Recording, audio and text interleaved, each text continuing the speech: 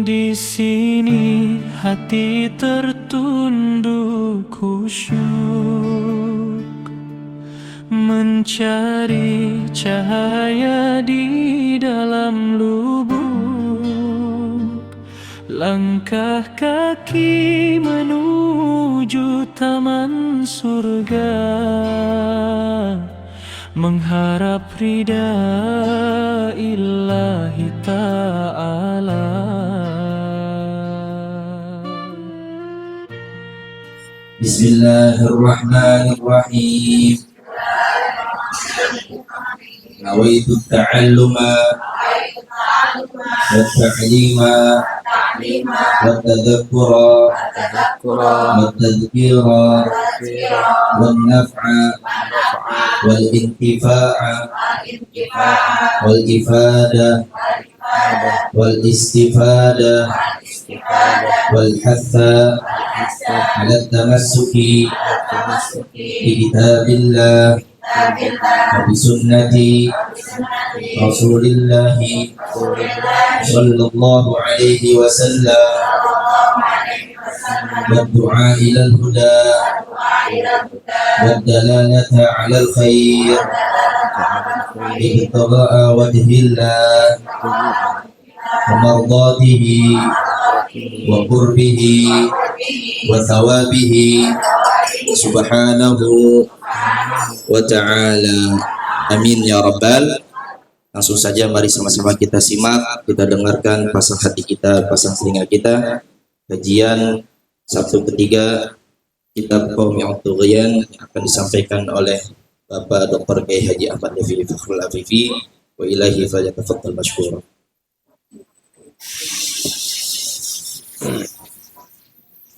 Assalamualaikum warahmatullahi wabarakatuh.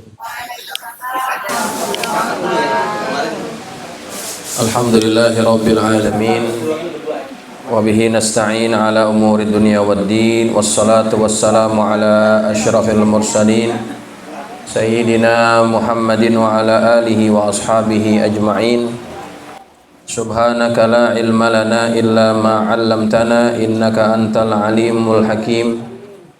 Rabbi shrah li sadri wa yassir li amri wahlul 'uqdatam min lisani yafqahu qawli, amma ba'du.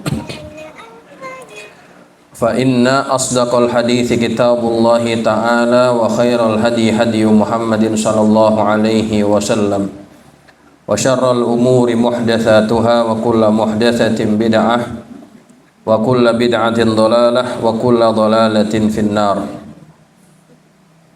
Hadirin hadirat jamaah majelis ta'lim Sirrul Ilmi yang dirahmati Allah.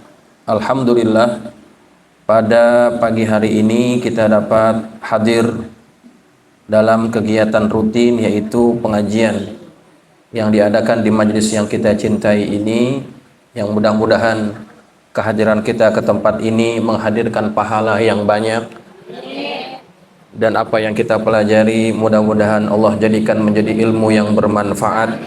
Amin ya rabbal alamin. Hadirat ummahat, ibu-ibu, jamaah sekalian yang dirahmati Allah, ini adalah pengajian pertama setelah kita pembukaan, ya. Insyaallah kita akan sambung kembali pengajian kitab Qawmi At-Tughyan yang bicara tentang cabang-cabang iman, ya, cabang-cabang iman. Pada pertemuan terakhir, seingat saya kita sampai cabang iman yang ke-10. Sekarang yang ke-11, halaman yang ke-15, ya. Ibu-ibu silakan buka bukunya, halaman yang ke-15. Bismillahirrahmanirrahim. Qala al-musannifu rahimahullahu ta'ala wa ghafara lahu wa liwalidayhi wa limasyayikhihi wa nafa'ana bihi wa bi'ulumihi wa bikum fid daraini amin. Radiyallahu ankum. Qala radiyallahu an. Kita baca dulu nazamnya. Wahbub ilahaka khaf alima iqabihi wa li rahmatin irju tawakkalan ya muslimu. Cintalah kamu kepada Tuhanmu takutlah akan pedih azabnya, dan terhadap rahmatnya maka berharaplah dan bertawakallah wahai seorang yang muslim. Jadi dalam bait nazam ini ada beberapa cabang iman. Yang pertama yang kita sudah bahas itu yang ke-10 berarti ya, asyu'batul asyirah. Cabang iman yang ke-10 adalah hubbullah, cinta kepada Allah. Itu sudah kita bahas pada pertemuan terakhir sebelum tawakufan. Kemudian yang berikutnya adalah wasyu'batul hadiyata asyarah. Cabang iman yang ke-11. Apa? Al-khawfu min adzabillah. Al-khawfu min adzabillah. Takut dari azab Allah. Ini merupakan cabang iman, ya. Takut dari azab Allah.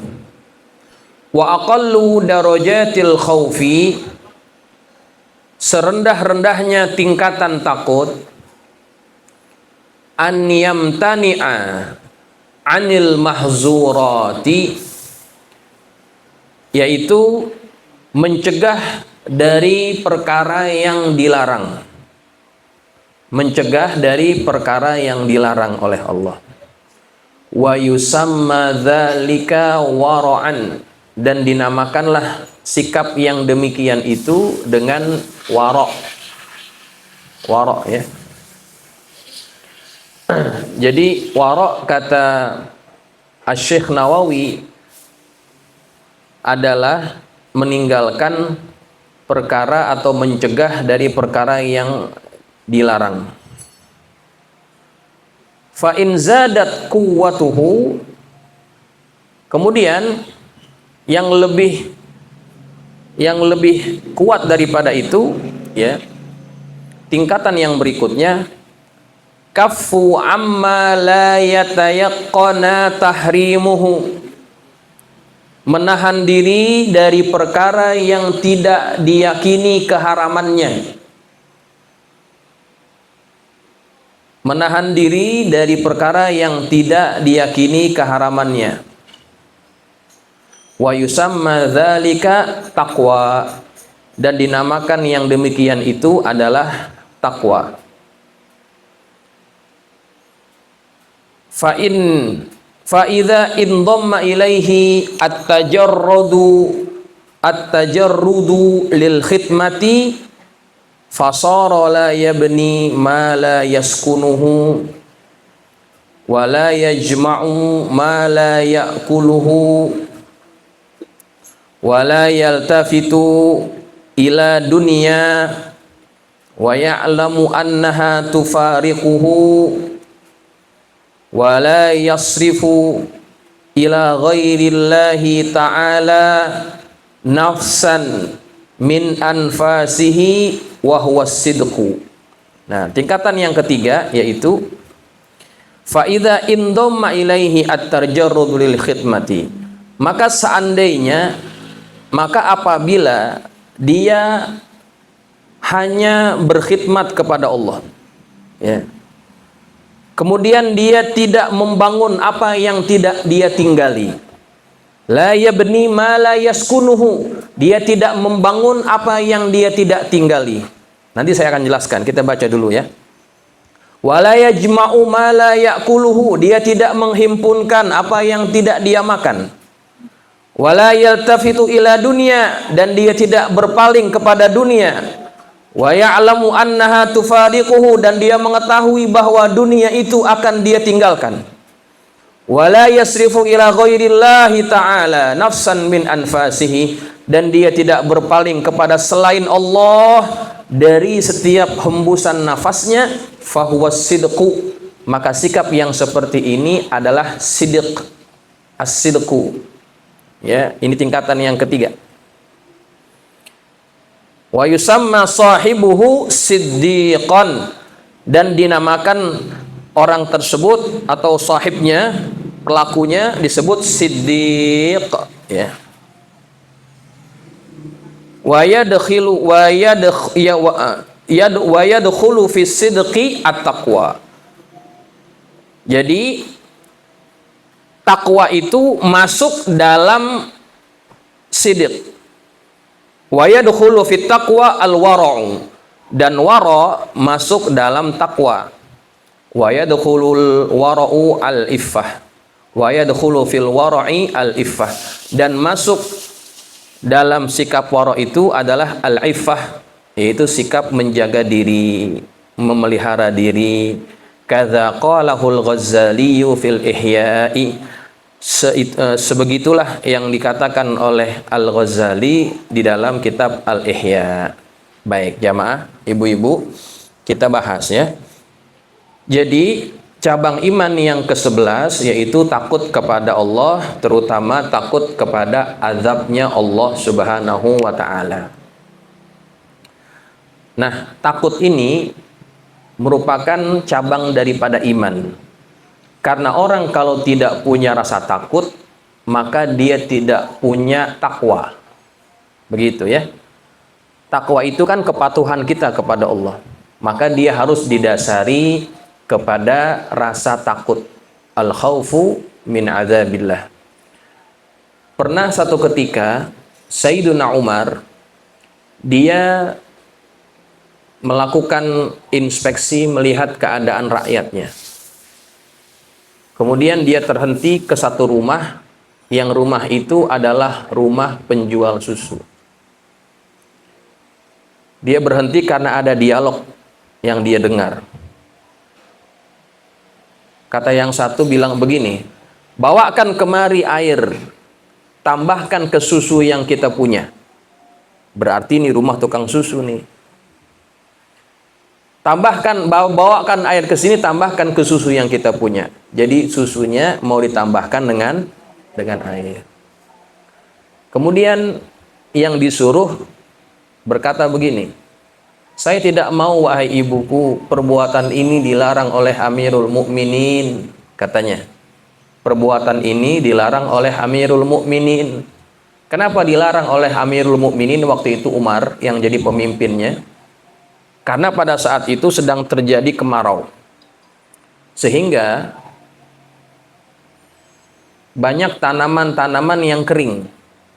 Dan akibatnya hewan-hewan ternak itu kurang mendapatkan pakan. Apa akibatnya? Kalau hewan kurang makan, susunya kurang, ya kan? Susunya kurang karena makannya kurang. Maka kemudian banyak pedagang yang ingin tetap dapat untung dari susu yang dijual. Bagaimana caranya? Susunya dicampur air.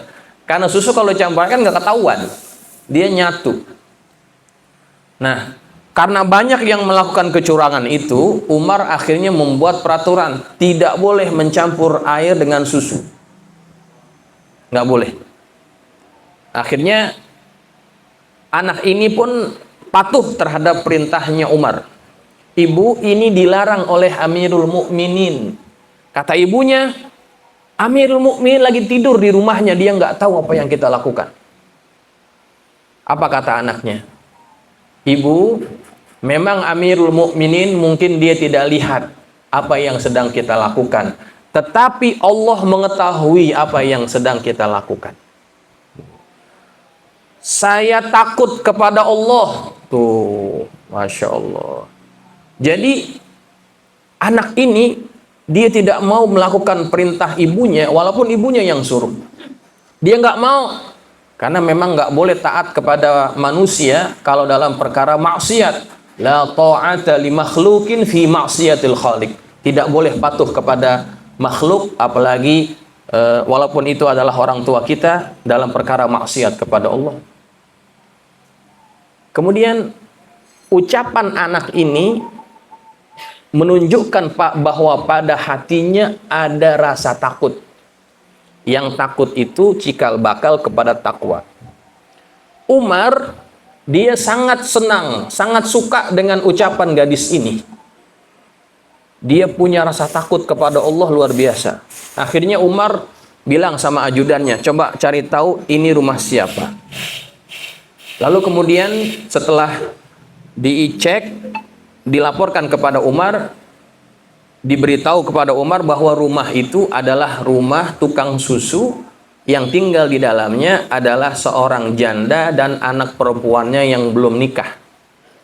Jadi yang ngomong begitu anaknya yang belum nikah. Jadi Umar kepengen ini perempuan jadi anak menantunya. Kenapa? Karena ini adalah anak ataupun seseorang yang di dalam hatinya ada mutiara keimanan, yang di dalamnya ada rasa takut kepada Allah. Dipanggil anak laki-lakinya Umar, dibilang sama mereka, siapa di antara kalian yang ingin menikah dengan gadis yang ayah ridho dengannya? Maka di antara anak-anaknya Umar ada yang angkat tangan, yaitu namanya siapa namanya? Allahumma sholli ala sayyidina Muhammad.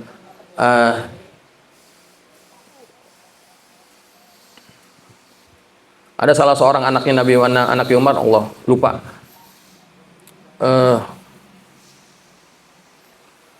Nanti kalau ingat saya itu ini ya. Tiba-tiba hilang. Allahumma sholli ala sayyidina Muhammad. Jadi anaknya Umar ini diangkat tangan. Ya. Saya, wahai ayah, saya akan menikah dengan gadis yang ayah ridho. Padahal Umar belum lihat, Bu. Umar belum lihat bagaimana bentuk wajah orang ini, cantik atau tidak, hidungnya mancung apa pesek, belum ketahuan. Hitam apa putih, belum ketahuan. Tapi di dalam hatinya, ini anak punya rasa takut, gitu. Nah, Umar belum lihat, anaknya belum lihat, udah setuju aja. Tuh, lihat. Jadi begitu, Bu, kalau mau nyari mantu begitu, nyarinya yang apa tuh? Nyarinya yang bagus agamanya, ya. Kalau yang kepengen ngawinin anaknya atau nyari mantu, cari yang begitu. Kata Nabi, tunkahul mar'atu li arba'in. Perempuan itu dinikahi karena 4 sebab. Wali jamaliha, wali hasabiha, wali nasabiha, wali diniha. Perempuan itu dinikahi karena 4 sebab, karena kecantikannya, karena hartanya, karena nasabnya, karena agamanya. Kata Nabi, fazfar bidzatid din taribat yadaka. Cari yang bagus agamanya, maka kamu akan beruntung. Begitu kata Nabi. Nah, Umar ngamalin itu, Bu. Umar ngamalin itu. Maka dinikahilah anaknya ini dengan perempuan si penjual susu. Kemudian setelah menikah, dia dapat anak keturunan yang diberi nama Laila. Kemudian Laila, cucunya Umar, dia nikah dengan seseorang yang bernama Abdul Aziz bin Marwan. Ya, Abdul Aziz bin Marwan. Dari pernikahan mereka dapat keturunan yang namanya diberi nama sama dengan nama datuknya, yaitu Umar bin Abdul Aziz. Tuh. Siapa yang nggak kenal? Ibu-ibu mesti kenal nih. Umar bin Abdul Aziz adalah salah satu khalifah dari Bani Umayyah yang ketika dia memerintah, dia cuma sebentar, 3 tahun, nggak sampai 3 tahun dia memerintah, tetapi memerintah dengan adil, hebat, takut kepada Allah. Kemudian dalam pemerintahannya itu tidak dijumpai orang-orang yang minta-minta di jalanan. Kenapa bisa seperti itu? Karena pemimpinnya adil, pemimpinnya bertakwa, kemudian Allah mencurahkan keberkahan kepada negeri umat Islam. Nggak ada yang minta-minta.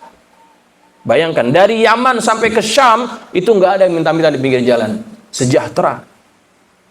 Nah, dari mana orang yang hebat ini muncul? Orang yang hebat ini muncul dari orang tua yang punya rasa takut kepada Allah.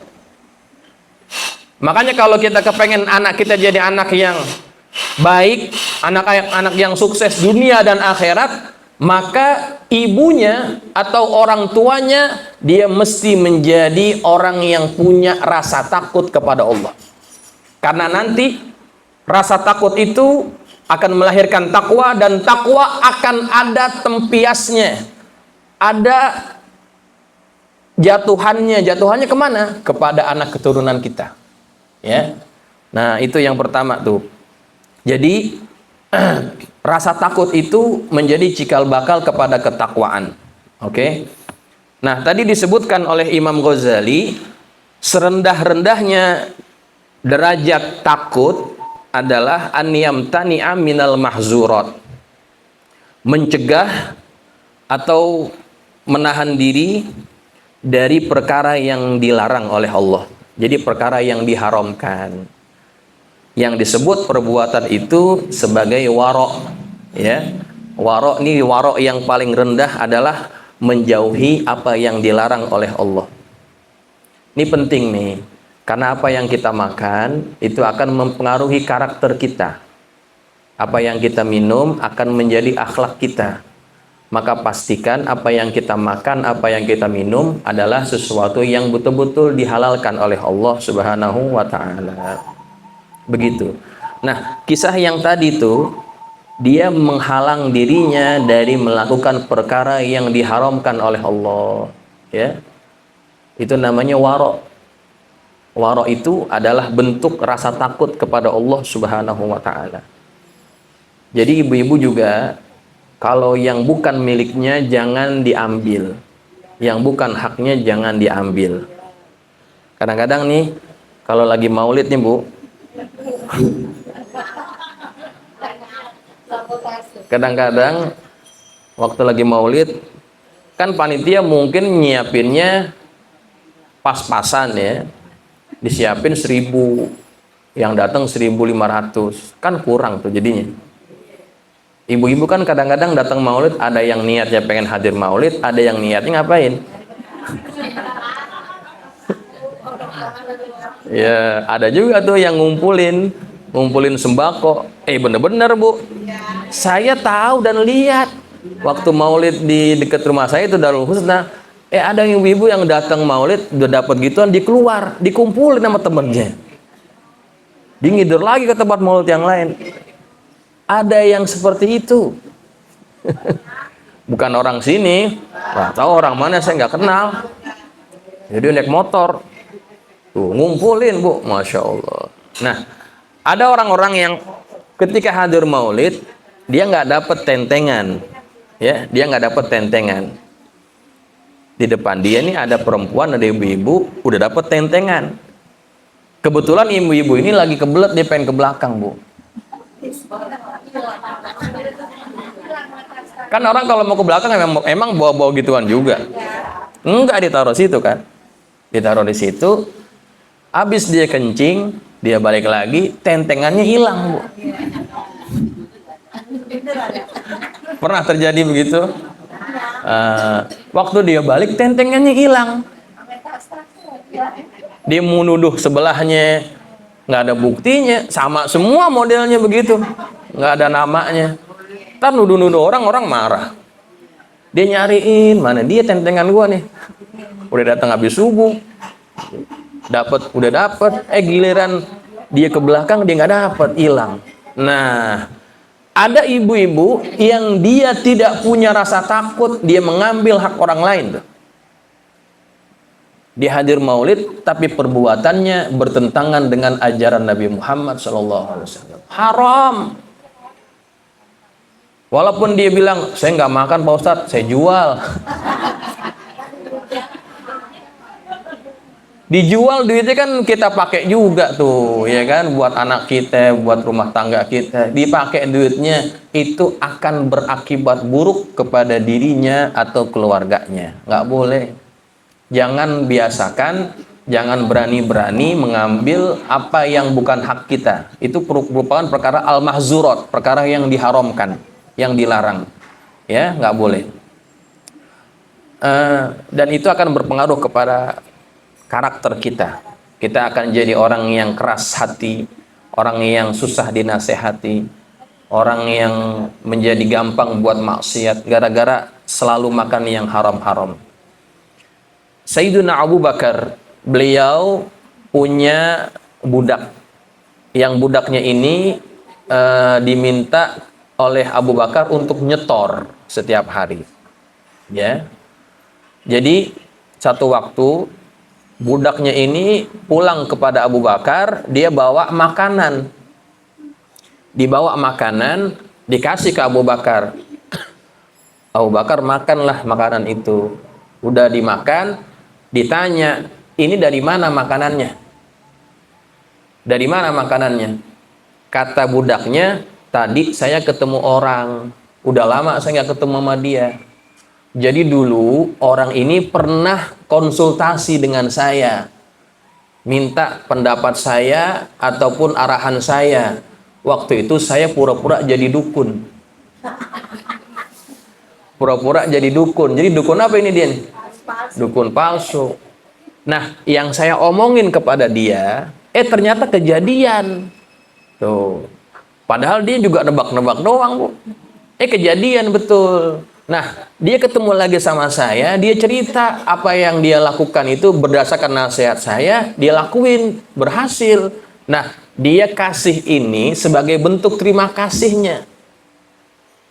Nah, saya belikan makanan, nah ini yang kamu makan. Waduh, ternyata itu makanan hasil apa itu? Hasil bohong. Udah bohong jadi dukun palsu lagi. Apa yang terjadi, ibu-ibu jamaah sekalian? Abu Bakar begitu marahnya kepada budaknya ini, akhirnya makanan yang sudah dimakan, hasil nipunya tadi, itu dikeluarkan lagi, dikorek-korek lagi. Dinding atau langit-langit mulutnya dikorek-korek sampai dia muntah. Dia nggak mau masuk ke dalam dirinya makanan yang berasal dari rezeki yang haram. Dikorek-korek sampai muntah. Dalam satu riwayat, dia ingin memastikan nggak ada sisa-sisa lagi di dalam perutnya, sampai yang keluar itu hanya cairan saja. Cuma air saja yang keluar, baru dia berhenti. Tuh. Itu orang yang sangat berhati-hati dengan perkara yang diharamkan Allah. Nah, sikap yang seperti itu menunjukkan bahwa pada dirinya ada rasa takut kepada Allah. Begitu. Ya, itu namanya wara'. Kemudian fa in zadat quwwatuhu, jika ditambahkan lagi lebih daripada itu, kaffa amma la yatayaqqana tahrimuhu, atau la yutayaqqanu, bisa dibaca dua, la yutayaqqanu tahrimuhu. Dia menahan dirinya dari perkara yang tidak diyakini keharamannya. Ini bukan perkara haram, tapi dia masih ragu-ragu. Perkara yang seperti ini namanya syubhat. Oke, namanya syubhat. Ini halal apa haram ya? Ini boleh apa enggak ya? Gitu. Ragu-ragu nih. Maka perkara yang tidak diyakini keharamannya ditinggalkan oleh dia. Kenapa? Karena takut jatuh kepada yang haram. Ya. Orang yang berhati-hati dari perkara syubhat, maka dia menjaga agamanya. Ya, padahal dia belum betul-betul yakin keharamannya, tapi dia sudah tinggalkan. Enggak deh. Ya, enggak deh, saya nggak mau ngambil. Nah, sikap seperti itu wa yusamma dzalika taqwa, dinamakan sikap seperti itu adalah takwa. Ini kata Imam Ghazali ya, takwa itu adalah meninggalkan yang kita tidak yakini keharamannya. Ya, menjaga diri supaya kita jangan jatuh kepada yang haram, begitu. Baik. Fa idza indamma ilaihi at-tajarrudu lil khidmati. Kalau dia kemudian hanya berkhidmat kepada Allah saja, ya. Dia memutuskan untuk hanya berkhidmat kepada Allah. Fasara la yabni ma la yaskunuhu. Kemudian dia menjadi orang yang nggak mau bangun apa yang dia tidak tinggali. Maksudnya apa tuh? Dia nggak mau membangun apa yang tidak dia tinggali.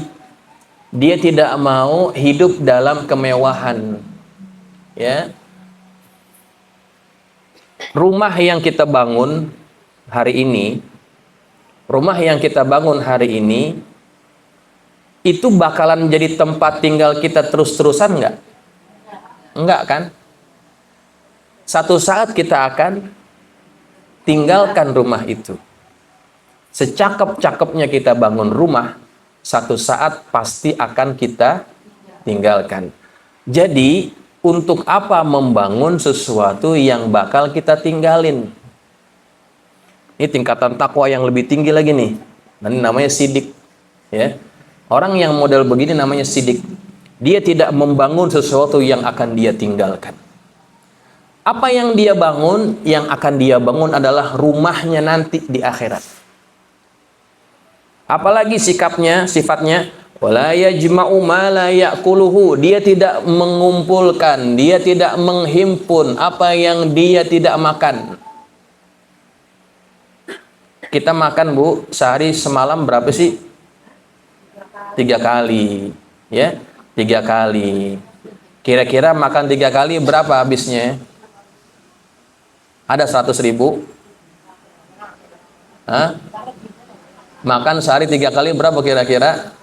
100.000 ada nggak? Taruh deh 100.000 ya.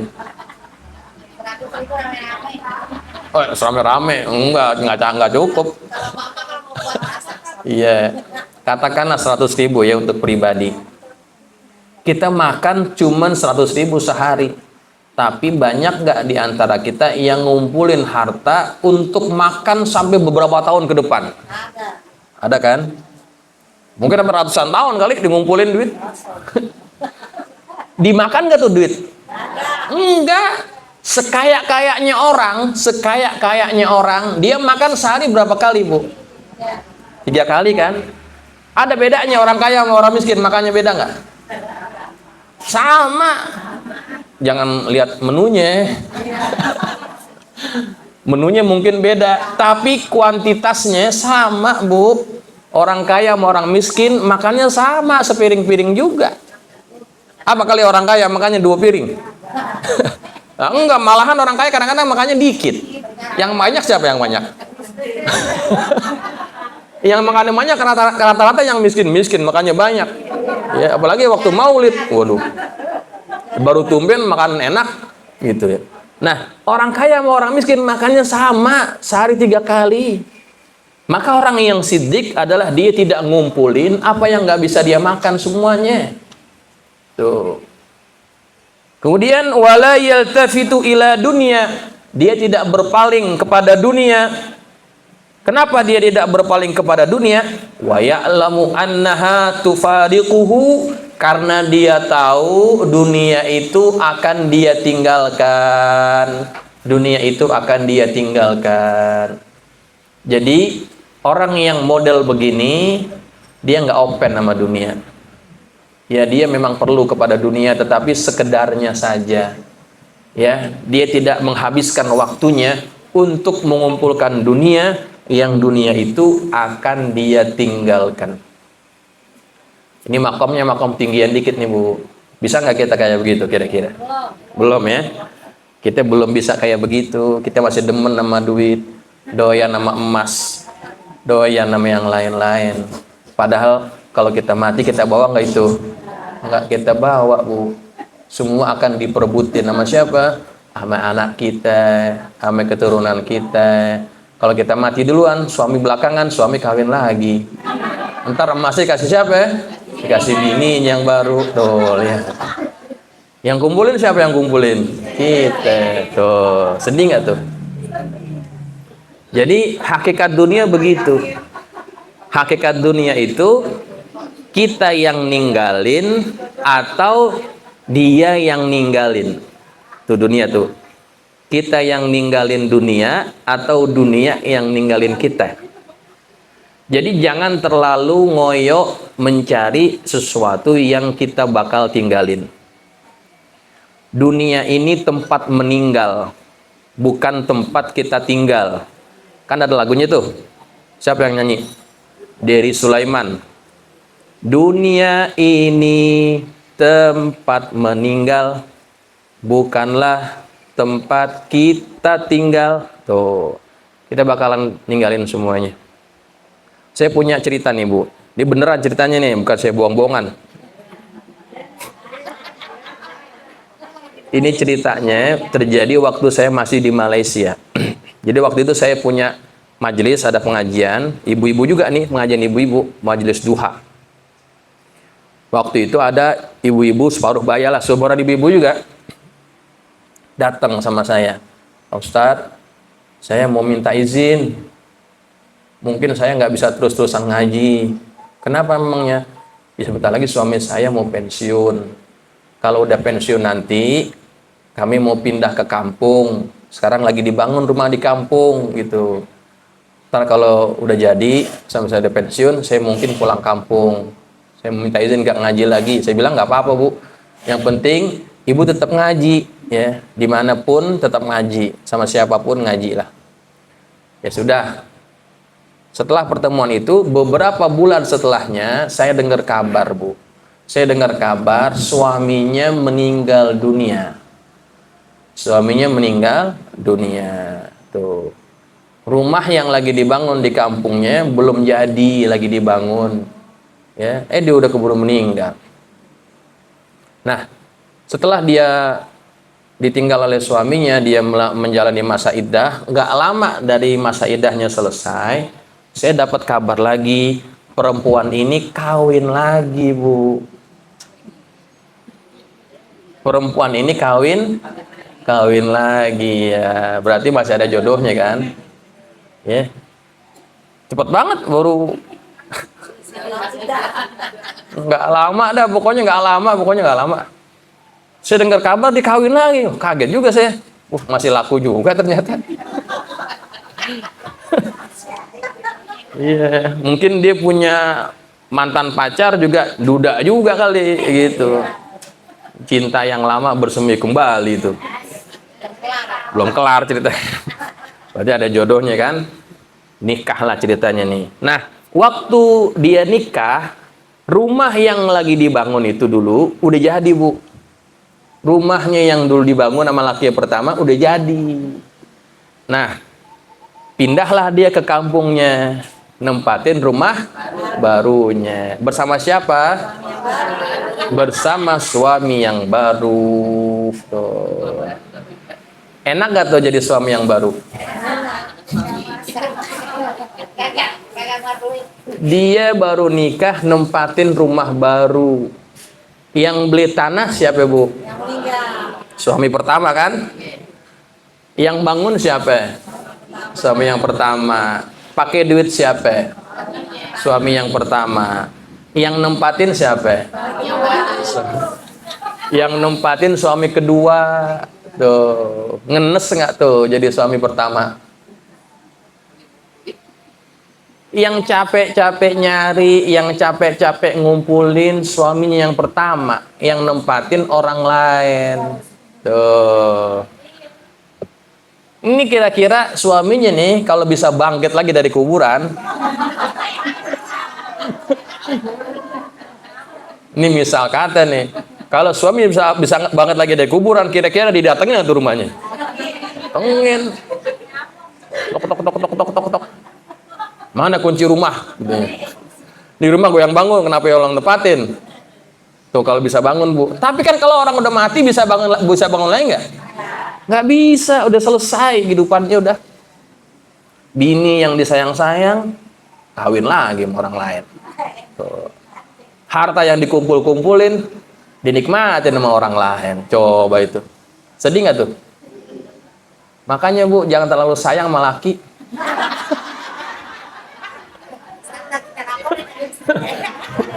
Enggak, maksudnya jangan keterlaluan sayang begitu. Sesayang-sayang kita sama laki Bu, entah kalau kita mati belum tentu lagi kita nggak kawin lagi. Boleh jadi dia kawin lagi. Tuh. Sayang mah sayang juga gitu. Tapi jangan keterlaluan mengalahkan cinta kita kepada Allah. Begitu. Cari yang bakalan kita bawa, bukan cari yang bakalan kita tinggalin. Ya. Bekal kita, ya kita sendiri yang usahain. Jangan ngarepin orang, ntar dah biar mudah-mudahan anak gue doain gue. Belum tentu. Biar kita pesan sama anak kita nih, ntar kalau mak mati doain ya. Bikinin tahlilannya. Pas mati Bu, dibikin sampai 7 hari doang. Kesononya, diinget lagi sama kita. Padahal tuh anak udah kita besarin, udah kita didik, udah kita penuhin hajatnya semuanya, tapi belum tentu dia akan ingat kita semua selama-lamanya. Enggak. Yang bakalan manfaat buat kita adalah apa yang kita usahakan sendiri. Ya. Maka ibu-ibu sekalian, walaupun kita belum sampai kepada makom ini, paling tidak kita berusaha. Jangan sampai kita keterlaluan mencari dunia sampai ngabaikan akhirat. Ya, saya kira sih ibu-ibu yang hadir ngaji ini semuanya orang baik. Semuanya orang baik.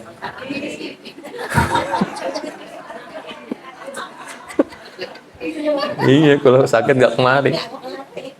Kelihatan dari mukanya. Mukanya kelihatan.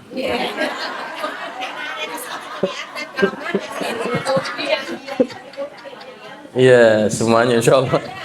Tapi emanglah orang yang mau hadir ngaji itu berarti dia orang yang kepengen baik, Bu. Kata Nabi, "May yuridillahu bihi khairan yufaqihu fiddin." Barang siapa yang Allah kehendaki kebaikan buat dia, maka dia diberikan kefahaman pada urusan agamanya. Tuh, orang kalau masih nggak mau ngaji, bagus. Ya. Insya Allah kita jadi orang yang masuk dalam kategori ini nih, siddiq, itu ya. Baik ibu-ibu jamaah sekalian. Kemudian wa yadkhulu fis sidqi at-taqwa. Maka takwa itu masuk dalam siddiq. Jadi takwa itu masuk dalam siddiq, ya. Wa yadkhulu fit taqwa al-wara, dan wara masuk dalam takwa.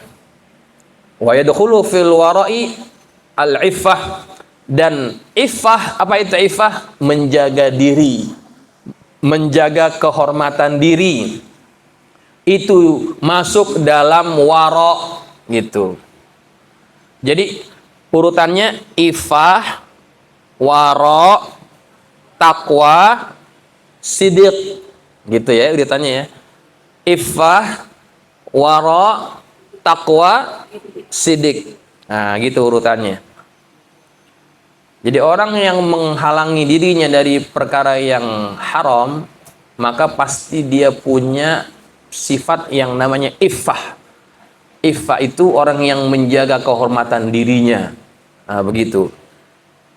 Kadza qalahu al-Ghazali fil Ihya, sebagaimana yang dikatakan oleh Al-Ghazali di dalam kitabnya yaitu Al-Ihya Ulumuddin. Baik. Nah, ibu-ibu jamaah sekalian, sampai di sini ada pertanyaan berkaitan dengan takut kepada Allah.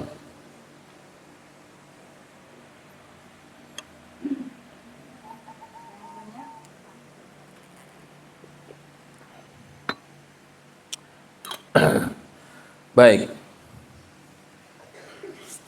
Yang seterusnya ini masih cukup panjang.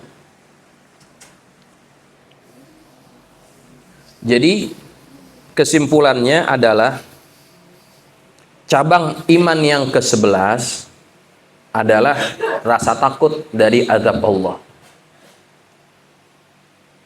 Perbedaan takut kepada Allah dan takut kepada selain Allah, bedanya kalau takut kepada selain Allah, kita akan menghindarinya. Tapi kalau takut kepada Allah atau takut kepada azab Allah, kita akan mendekati Allah. Itu bedanya tuh. Kalau ibu-ibu takut sama anjing, kira-kira kalau ada anjing kita ngapain?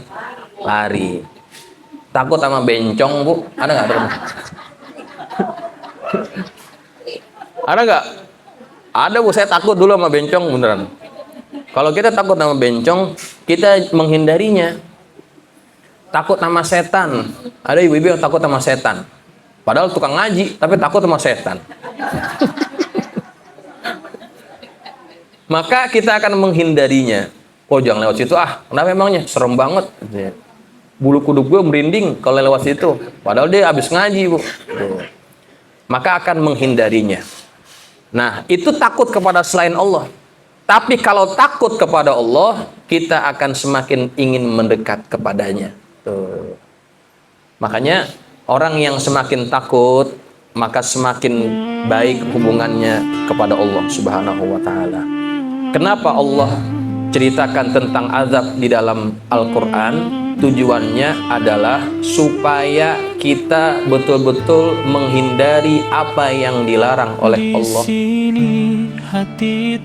Karena orang kalau takut dia akan semakin patuh, begitu kan? Orang kalau takut semakin patuh. Misalnya nih, kita mau ke Pasar Tebet, kita kan lewat Persojo, Bu. Simpangan Persojo tuh kita lewat situ. Teman kita bilang, kalau kita baru mau keluar nih, teman kita bilang, Pok, lo pakai helm dah mendingan. Emang kenapa? Ada polisi no di Persojo. Tuh, biasanya nih ibu-ibu nih kalau naik motor jarang yang pakai helm. Betul. Tuh, pusing lagi. Nah, giliran dibilang ada polisi, kira-kira dia jadi takut nggak tuh? Akhirnya yang tadinya dia nggak mau pakai helm, dia pakai helm. Karena ada apa tuh? Ada rasa takut. Takut sama polisi. Takut apa? Takut ditilang. Tuh. Nah, Allah juga mengatakan itu dalam Quran, mengatakan tentang azabnya, supaya kita takut, supaya kita jadi patuh kepada perintah-perintahnya. Misalnya nih, dalam Al-Quran itu ada cerita ataupun ada penggambaran bagaimana azab Allah. Siksaan yang paling dominan di dalam neraka adalah bakaran. Dibakar kita tuh. Nanti yang masuk neraka dibakar tuh. Kullama nadijat juluduhum baddalnahum juludan ghairaha. Setiap kali kulitnya itu hangus terbakar, maka kami akan ganti dengan kulit yang baru. Tuh, begitu kata Allah. Dibakar nih orang yang masuk neraka, hangus kulitnya, diganti kulit baru. Kenapa mesti diganti? Karena yang bikin kita terasa sakit ketika dibakar itu karena ada saraf-saraf di bawah lapisan kulit. Kan lapisan kulit ini kan kita ada macam-macam nih, ada endodermis, ada epidermis. Nah, di bawah lapisan kulit itu ada saraf, Bu. Ada saraf yang bikin kita itu sakit kalau dicubit, kalau dibakar, kalau diapain. Tuh, sarafnya. Kalau udah kebakar semua, sarafnya kebakar juga, udah gak ngerasain lagi. Kalau orang udah gosong, dibakar gak bakal sakit. Karena yang bikin sakit apanya? Sarafnya. Maka ketika orang itu sudah dibakar sampai angus, Allah ganti dengan kulit yang baru. Kenapa diganti dengan kulit yang baru? Liyadzukul azab, agar mereka merasakan pedihnya siksaan bakaran Allah Subhanahu wa taala. Luar biasa. Makanya kita bisa bayangkan bagaimana pedihnya bakaran Allah nanti di dalam neraka. Kalau kita kena api di dunia ini saja, jangankan api dah, puntung rokok atau bara rokok yang terpercik dari rokok suami kita kena ke badan kita, kagetnya luar biasa. Itu baru baranya doang. Itu baru api di dunia ini. Belum lagi api di akhirat kelak di dalam neraka Allah. Jauh lebih panas lagi. Dalam satu riwayat bahwa api di dalam neraka itu diturunkan ke dunia setelah dicuci 70 kali, Bu. Api yang ada di dunia ini adalah api neraka yang udah dicuci 70 kali. Panasnya masih begitu. Bagaimana dengan siksaan api Allah Subhanahu wa taala pada nerakanya kelak, naudzubillah min dzalik. Makanya jangan berani-berani kita melakukan perbuatan maksiat. Kalau ibu-ibu sudah kulitnya anti api nggak apa-apa deh. Kalau kira-kira udah anti api, silakan buat maksiat. Kan nggak ada manusia yang kulitnya anti api, ya. Artinya apa? Kalau kita tidak mampu menahan siksaan bakaran Allah, maka tahanlah diri kita dari perkara yang dilarang oleh Allah Subhanahu wa taala di dunia ini, ya. Maka Allah akan mencintai kita. Jadi kita tinggalkan yang dilarang, itu manfaatnya buat kita, bukan buat Allah. Nggak ada manfaatnya buat Allah, tapi semuanya buat kita, jamaah sekalian. Saya kira ini dulu yang kita bisa bahas. Kita akan sambung kembali pengajian kita pada syu'bah yang ke-12, ya, iman yang ke-12, yaitu dalam pertemuan yang akan datang. Mudah-mudahan bermanfaat. Wallahu a'lam bissawab wa ilaihil marji'u wal ma'ab. Wassalamualaikum warahmatullahi wabarakatuh.